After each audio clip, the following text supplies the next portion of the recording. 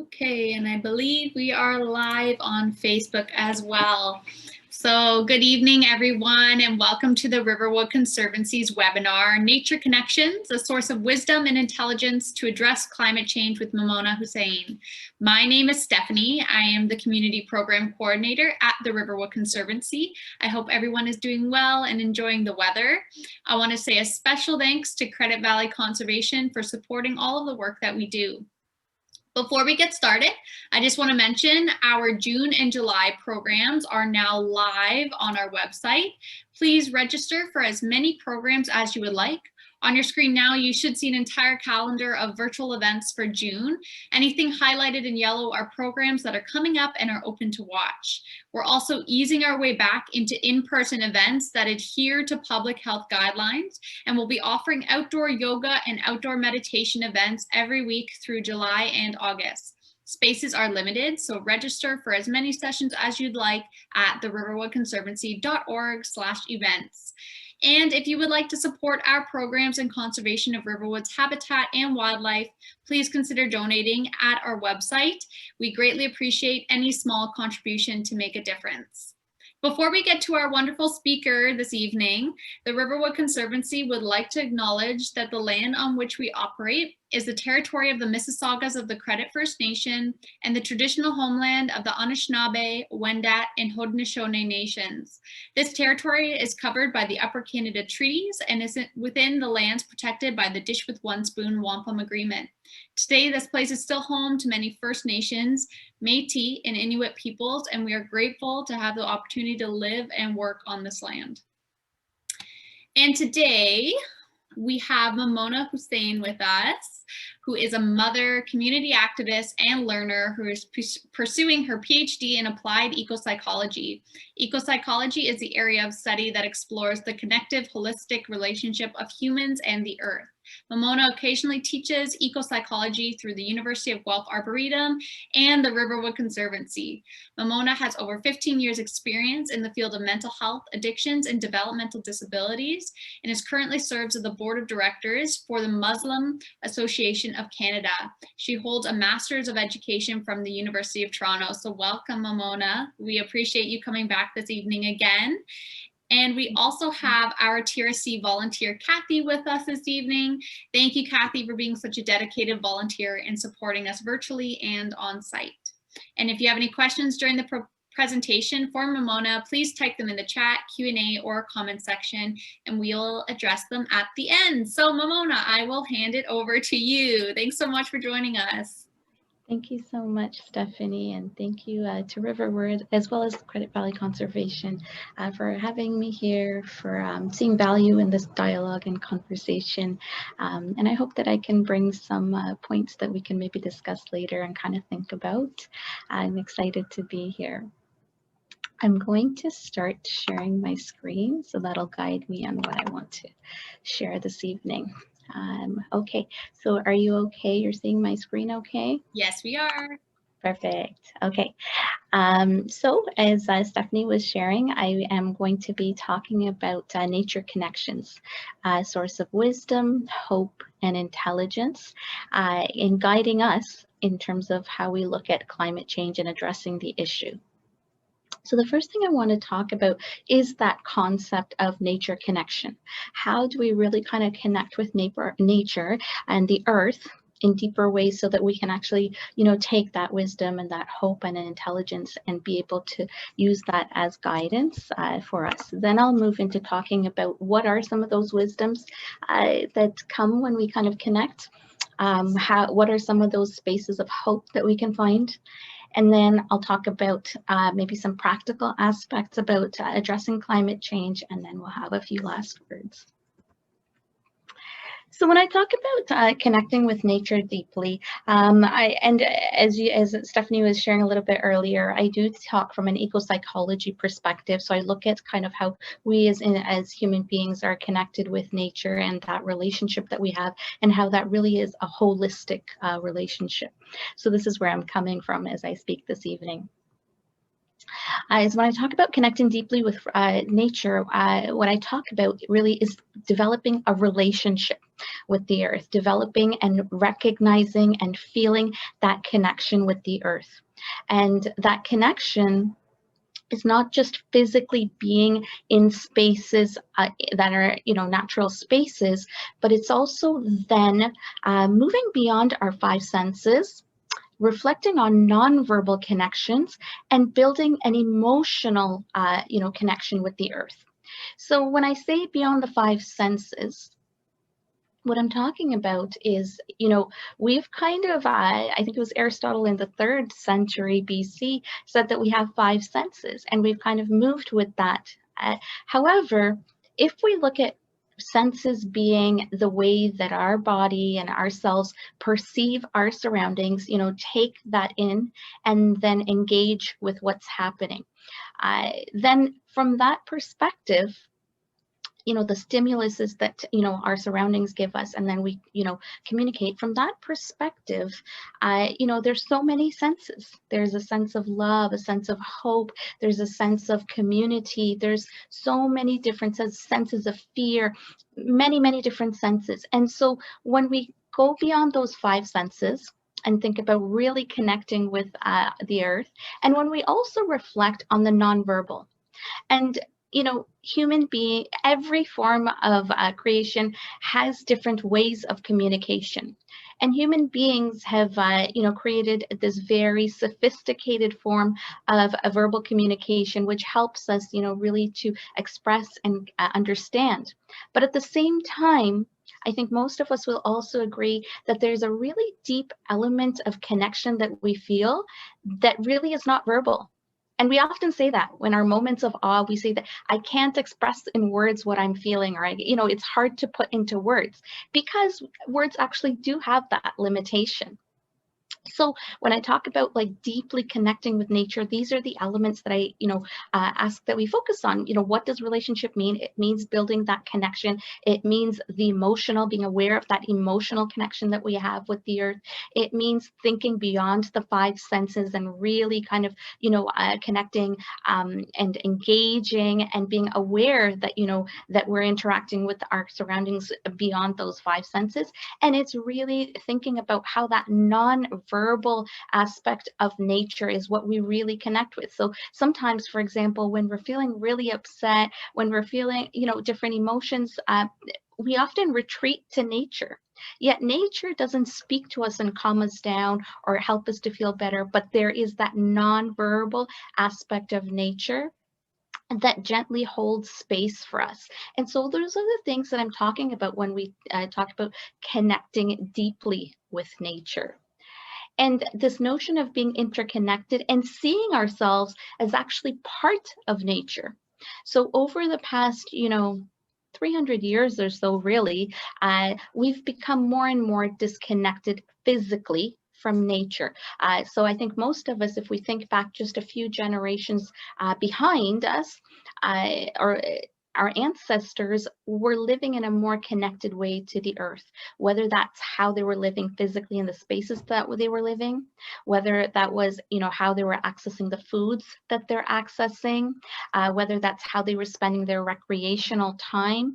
In so many different ways, we have become more disconnected with nature in the ways that we live. And that disconnection has also happened mentally, where we see ourselves as humans and nature. We often talk about this, right? And we in the way that we categorize ourselves, and we don't categorize ourselves as one entity. And whereas we really are, we are so interconnected with nature, simply by the fact that we breathe. We take in the oxygen that the earth provides us, and then we breathe out carbon dioxide, which then is taken in by the earth. Simply by that, we would cease to exist if we could not breathe. And that's an interconnection. The fact that, what we consume, and then what comes, what we, the waste that we produce that goes back into the earth, those are all interconnections. And so when we really think about ourselves as being a part of the earth, that we are nature, all of these things, and we really reflect, and by connecting more and more, we feel that, and seeing nature as being vital to our own existence, that relationship becomes more than just saving the earth or protecting the earth. It becomes saving ourselves. It becomes protecting ourselves. It becomes, doing this for our own existence, that this is what we need, just like I need to drink water to continue to, live. That just like I need to breathe, like all of these things, I see those elements of nature needing to exist so that I can continue to exist. So these are some of the elements I talk about, what I'm trying to refer to when I talk about really thinking about connecting deeply with nature so that we can then really address this climate change that we talk about. So when we work towards building those connections deeply with nature, there are certain things that actually come out of that relationship, and we can learn from nature, and nature becomes an educator for us. And here are a few things, and this is completely not exhaustive. It's just a beginning space for us in terms of what are some things that we can learn from nature. We can learn things like balance. The earth is in complete balance, whether it's the day and the night, whether it's the seasons, whether it's the tides, whether it's the wastes that are produced, whether it's the circle of life, all of these things are in a perfect balance. Sometimes the practices and wastes that we produce as humans, that we create, obviously, tilts that balance. But if we watched the systems and processes of the earth, there is a lot that we can learn about balance. Empathy. The way that the earth takes us and, holds space for us, the way that it, doesn't retaliate. And some people would argue that, when we see things like climate change and some of the devastations that are happening, I would say that that's because it can no longer sustain what's happening. It's not because it's out of spite, but nature really has this form of empathy. We see this in animals. We see this, when you walk, even you walk through a forest, whether we ourselves are respectful or not, nature does not attack us or retaliate in any way. There's this really deep sense of empathy that we see in nature. We learn about interdependence. And this is actually a model, the interdependence model, even in corporate models, there's a lot that we can take from the interdependence model of nature, whether that's, how different beings exist, how a forest, has all kinds of diversity in it, and they all coexist together and support each other's well-being, and they thrive together. Patience and consistency. The way that a tree simply grows, it takes years for it to grow, and it will respond. If you cut off one branch, it will continue to grow another one. If the leaves fall in autumn, and then they come back again year after year. There's this consistency, there's this patience that nature exudes that we can learn a lot from. Humility. Nature never comes to us and says, listen, I want to teach you a few things, or, I know better than you. Nature has this way of just, being there whenever we are ready to go and sit somewhere and listen to what the earth is showing us or teaching us, then we can take from it. But there's this really deep sense of humility that the earth exudes in terms of, not being arrogant or not trying to show us better by telling us. A sense of real justice. And what I mean by justice is that even when we look at social justice issues right now, there's a lot that we can learn from the earth and how the earth balances itself, how, every resource within the earth is allocated in specific ways for different beings. So for example, if you were to go out, different parts of a tree, different parts of vegetation are for different elements of nature. So what a bee consumes of a flower is not the same as what maybe a squirrel or a raccoon will consume, or different animals will come and take different aspects of maybe that same tree or that same plant. And there's this sense of kind of justice between how different beings interconnect and kind of spread out resources and benefits, and also give back. So now when we took it, also the other thing I want to talk about is nature as a model in design. And I think some of you may be familiar with things like biomimicry. And so if you look at this top left image of the bird and the speed train, there's many other models where actually engineers study elements of nature to be able to produce the most efficient technology. There are many examples of this.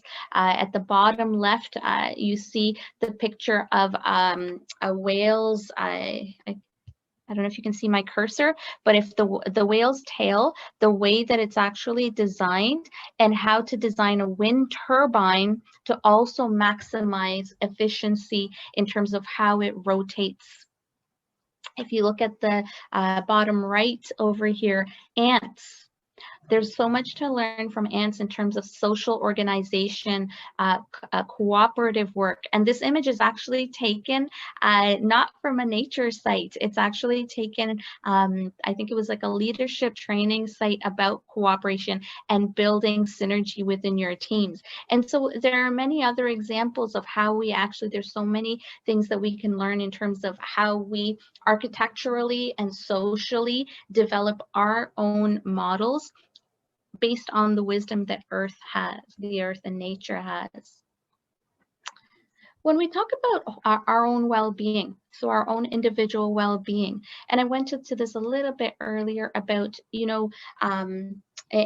and I believe that, whenever we need medical and clinical supports for our own mental well-being, we definitely need to access that. However, there's also this component of really finding release and the ability to heal by being in natural spaces. Because the earth can hold space. And what I mean by holding space is sometimes, there's so much that we are dealing with and we need a release. And sometimes for us, it's talking to somebody who can really, just listen to us. Sometimes it's, therapy and all of these things.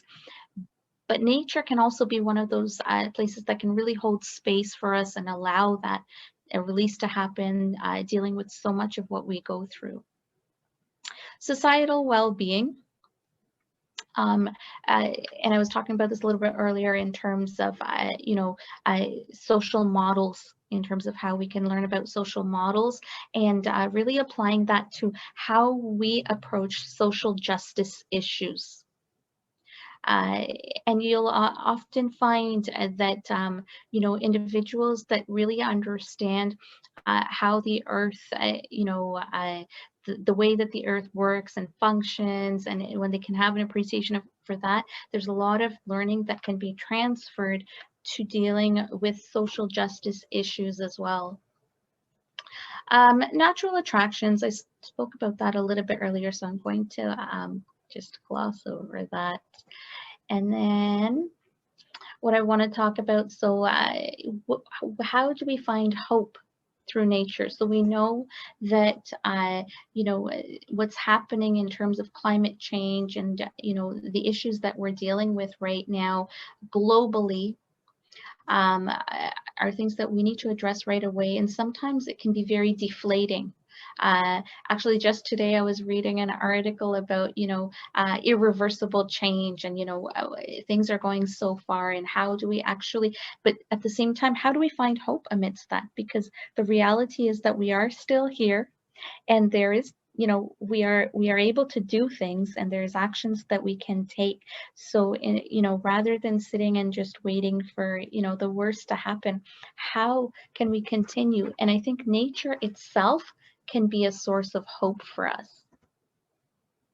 And it's really the best model of resilience, patience, strength, creativity, and rapid response.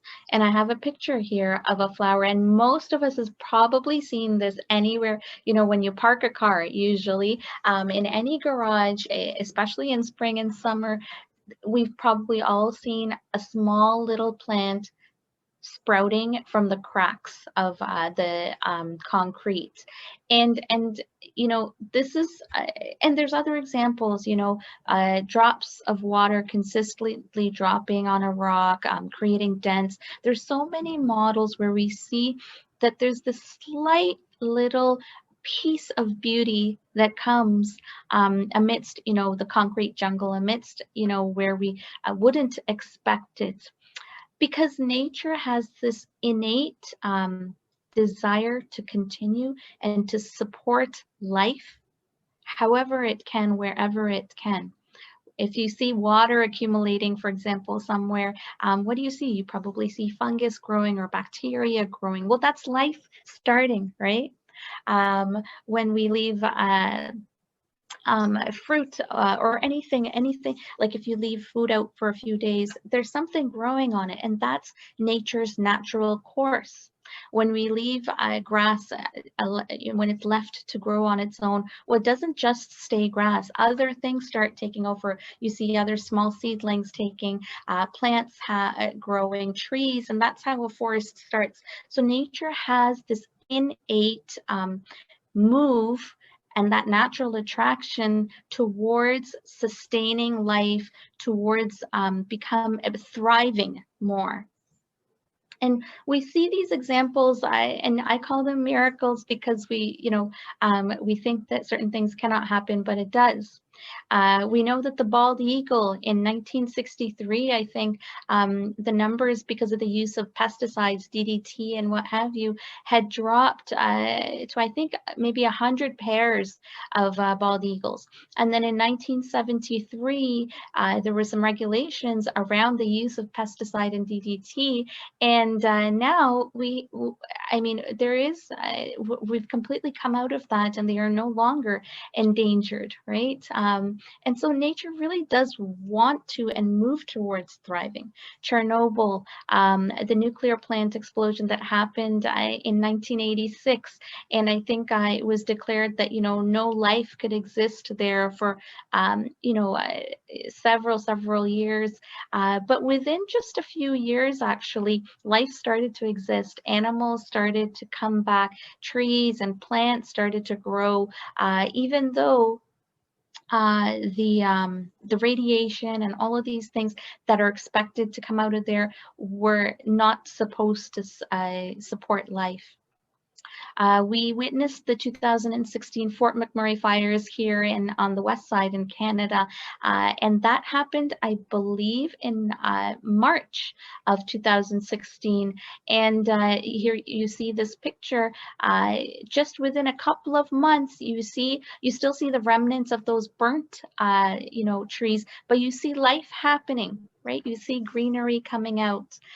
We remember earlier last year the Australian bushfires that were happening in December and January. Within a few weeks, we see this tree from the outside, it's burnt, but then somehow from inside, there's a sprout that's coming out.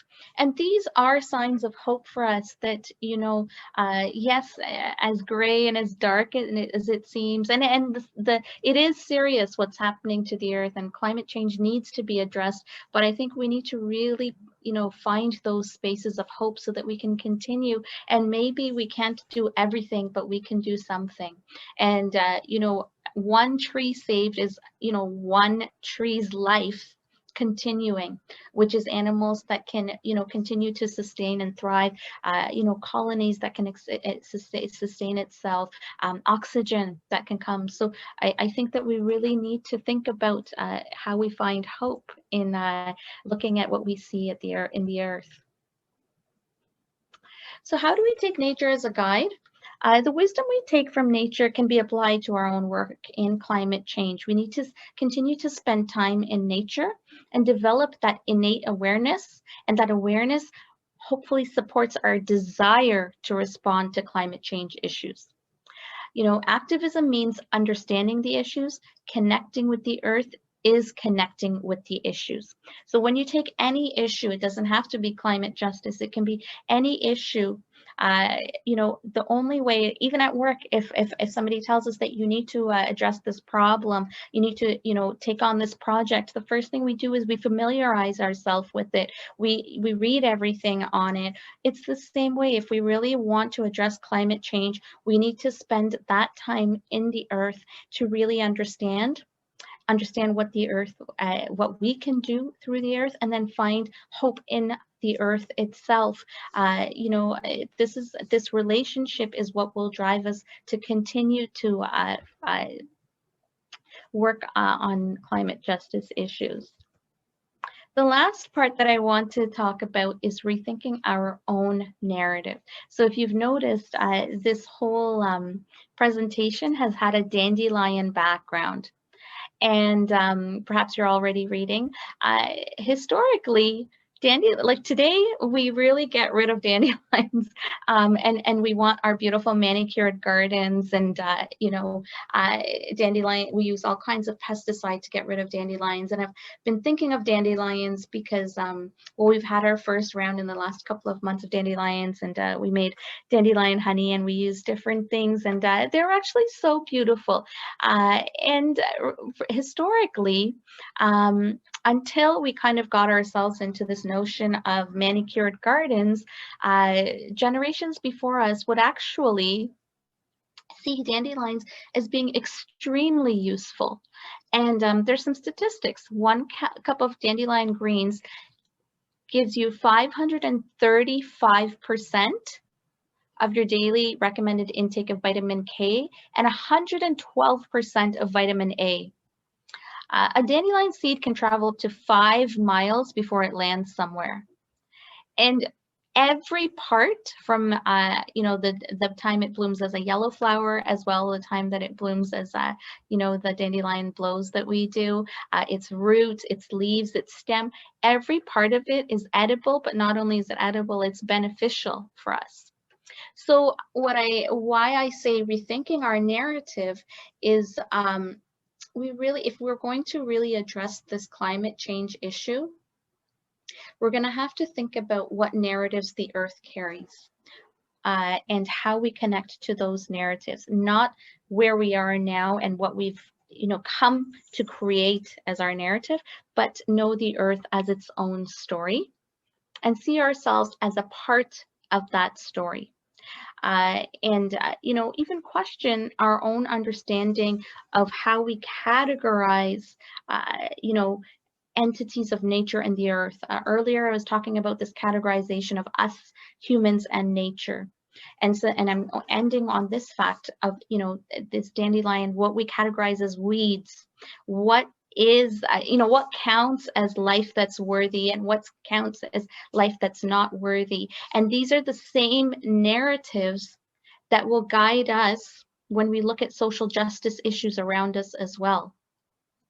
So, you know, climate change activism is not just embedded in us saving or protecting the earth. It really is around bettering our own selves, our own quality of life. And so if we start to really think of it that way, we have no choice but to really respond to the climate change crisis. And then the other personal aspect I wanted to talk about is dandelion in Farsi is Rasedak, which means a traveling story. The reason being that, you know, you blow it and, you know, the little pieces fly, and we were talking about it, that they can fly up to 5 miles. And I see ourselves as that, you know, that we connect with nature, we understand the narrative, the story that nature shares with us, and then we take that so that we can carry it and we can sow hope and we can be a part of that to support life. And in the end, we work to support life through those nature-based, you know, attractions, and then the actions that we take. And I think this is what climate change action really is, you know, seeing ourselves as part of that story and becoming active in that, in sowing seeds of hope. So that kind of ends where I wanted to share, and I think we can maybe have a conversation, and if there is any feedback, I'm happy to take that. I'm muted. Classic, right? You'd think I'd understand how to do that by now. But that's wonderful, Memona. Thank you so much. Another great presentation. We did have one question in the Q&A chat that I just found a really great comment, and it's from Andrea. And they ask, are we not supposed to get rid of dandelions? Which is a great question. You know, I mean, I can't tell you what to do. I just, what I did want to share is that there is this other way of, you know, viewing this and looking at, you know, we get rid of it because we think it's a nuisance and it's a weed and all of these things, but there are certain things that it carries. And so I'm just encouraging us to start looking and thinking in new and different ways. I cannot tell you what to do for sure. Well, I'll just add my 2 cents. I think they're really great. And actually, dandelions are some of the first flowers that bloom right after the long winter. So for a lot of our insects that are hungry and looking for some sort of food source, dandelions are a really great food source for them right in the early spring. So if not food for you, or you can make tea out of them, then they're great for pollinators as well. So if you can put up with them and you can start to try to think that they're beautiful, like Memona was saying, then they're really great for the environment too. It's the little things that you do, right? Thanks, Memona. A question that I kind of had in my mind, and it comes up with eco-anxiety, which is something that I've experienced in the past. And I teach a range of students when we could on site. And I'm just wondering, how do you approach teaching climate change to youth without giving them eco-anxiety and kind of shutting down on the issues? Because I know that's something that can happen. They can just shut down and not even want to approach that issue because it's so overwhelming for them. Yeah, it definitely is. And I think that's with any issue that we face. You know, there's so much to take in. And when you look at the facts, they are quite devastating. When you look at climate change facts right now, it's quite devastating. And I think it might be the starting point, and the starting point really being that connective point, that point around, you know, finding hope, you know, that these stories of devastation through which nature continues to be resilient. And I think that's a good starting point in taking nature as that guide to be able to really appreciate and understand that I don't have to solve everything. And that I'm not responsible for solving everything. And the pieces that I do mean a lot.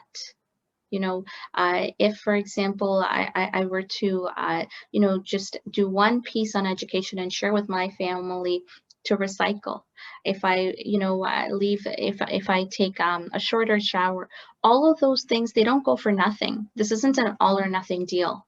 This is piece by piece, whatever I do, and however even if I did nothing else but to impact beyond myself, but impacted my own ecological footprint.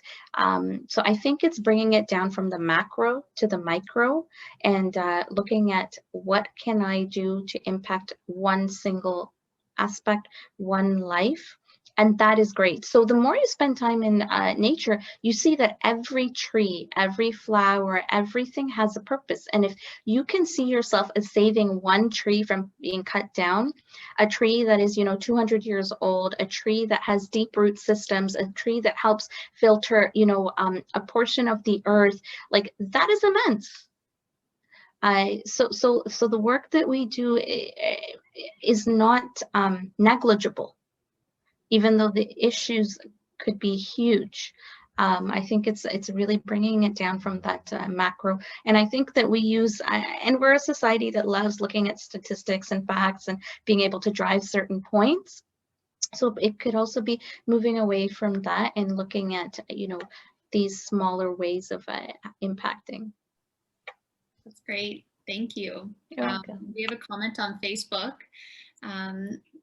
Someone said, very well done, Memona. Great presentation. I love eating dandelions. I do not remove any of them from my lawn.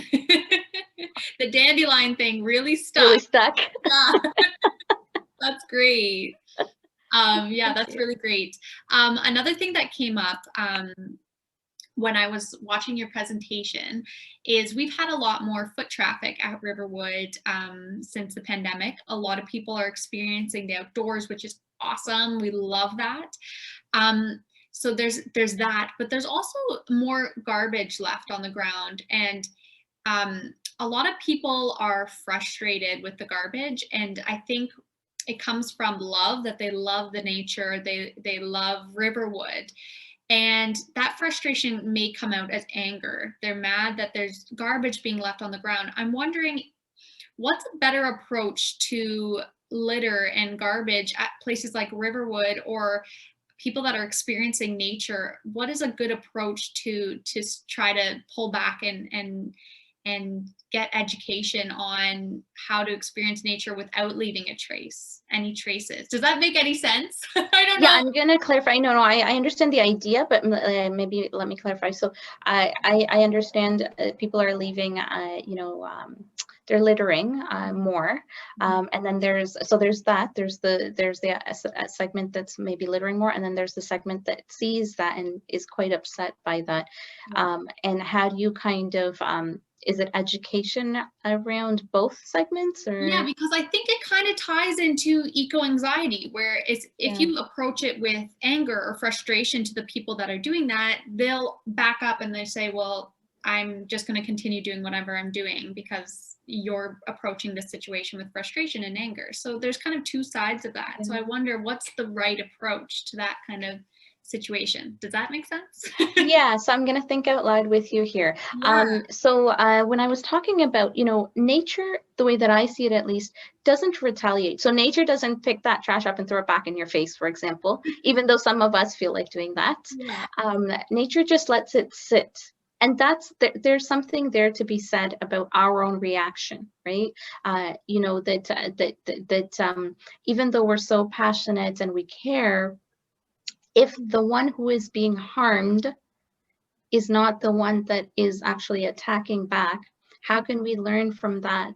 And so in terms of education, even signage, could there be something like, you know, nature that is along that same track of, you know, nature is so beautiful, it doesn't need, you know, and it really sticks out like a sore thumb when you walk somewhere and you see a Tim Hortons cup or a lid, because nature is so beautiful, is so like perfect, and all of these things. That thing really sticks out like a sore thumb. And so the way that we, you know, create that signage, or that the language around that, to, you know, allow people, or, you know, when they're being welcomed at the welcome gates or whatever, you know, please, you know, this is for all of us to enjoy, and nature's beauty together. Like, you know, I think emphasizing some of those positive elements, helping. I don't think that it will address the issue 100%, but I also don't think the aggressive mode is any better, you know. So I think that continued support, and then I think I'm sure you guys already do this, the call outs for, you know, park cleanups, and those types of things. So you'll always have different groups of people who are engaging with the earth in different ways. The one thing is that I still appreciate people that are coming, whether they're littering or not, that they are actually coming and spending that time in, you know, in your spaces, and hopefully that in and of itself is the journey towards the solution, you know. Right, because once people actually get out on the land and experience it and create a love for it, that's when they'll start considering what they're doing, right? Yeah, that's the hope. Yeah, that's great. Do you have any books that you would suggest to us, Memona, about this topic? Yeah, that's a really good question. So I'll go on the list. yeah, so I'm thinking about what would go. So from an eco-psychology perspective, I know Theodore Rozak writes quite a bit about it. There's Craig Chalkis who writes also some around eco-psychology. Climate justice, I think, is what I was also talking about. I'm thinking of who could be somebody. Let me think on that for a second. There is a good, some good stuff about regenerative nature and looking at ourselves being a part of that kind of regenerative role and taking kind of an active role in that. And then there's one more in my mind.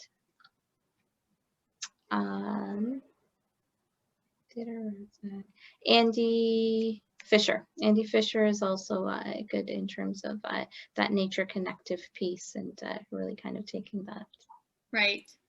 We had a really great comment in the chat from Ginny, who has said, I think people are starting to understand that we are intimately connected with nature, and thanks to COVID lockdown, where people had time to reflect on all the societal issues, we were brought to that reflection. The obvious consequence is that a lot of people are escaping to the cities and looking to buy cottages outside the cities to enjoy some outdoor time out in nature, and most of the sport and outdoor equipment are out of stock in stores. I think this is a temporary thing, honestly. If I'm like out of stock things in stores, I think that's only temporary.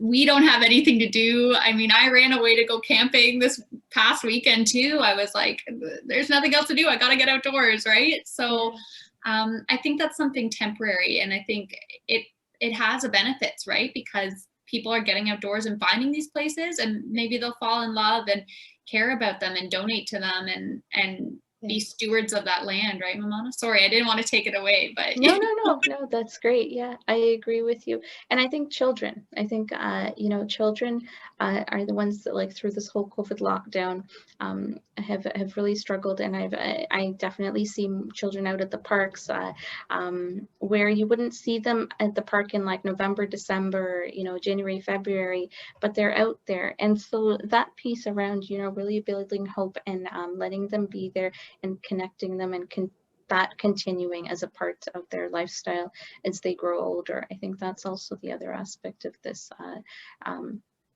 I mean, we also have stores now opening up, and we have lineups at the stores. So it's always balancing, people. So there's also this, I think people miss going back to the stores.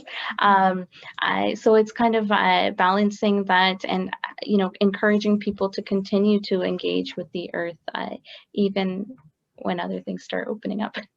Yeah, for sure. And I guess one more question, Memona. I'm sorry, I'm taking up all the questions, but I'm wondering what would you suggest from someone like me at Riverwood? How can we help foster this conversation and continue to connect with these communities about everything that we are speaking about tonight?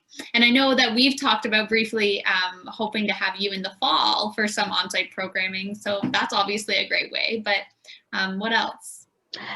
So I think community groups and meeting community groups in their own spaces, definitely, and kind of having conversations and dialogue and understanding how different groups engage with the earth, what value they see, how they hold value on different elements of the earth and nature, and elements of, even when you look at practices of conservation. Different communities see this in different ways. And I think a part of this is learning and sharing. It's that interconnection of knowledge. And I know you guys are already connected with schools. I think that's a great place to continue to have those conversations, educate, like spheres of education. And I also think experiential learning in terms of, people when they are coming out to your spaces. I think continuing to grow that, those opportunities to really, so there's a difference between, and I'm not saying this is bad at all, I'm just saying there's differences between jogging you know, running through a space, and then hiking through, and then you know, sitting in a space. Like all of those are different ways, and you will see very different things when you are in that space. And I think thinking about how those different, how do we move people around in different ways to engage in that same space of the earth, and really kind of like I said a little bit earlier, connect with the stories of the earth. I think I don't know how much we think about this. You know, for example, when we look at a tree that's grown, you know, that's been there for 20 years, what has it witnessed? You know, how many winters has it gone through? How many summers? How many, you know, the tree sheds leaves every year, and then, you know, grows new trees every year. You know, that whole process, there's so many things, you know, embedded in that. And how do we really kind of get people to engage with those stories about the earth? Because I think that's what we connect with, stories, right? Right. Awesome. Great presentation, Memona. Thank you so much for chatting with us this evening. Thank you for having me. We have a lot of great comments coming in and saying excellent presentation. There's a lot of people on our Facebook page as well saying basically that children are kind of the main people we need to grasp and teach this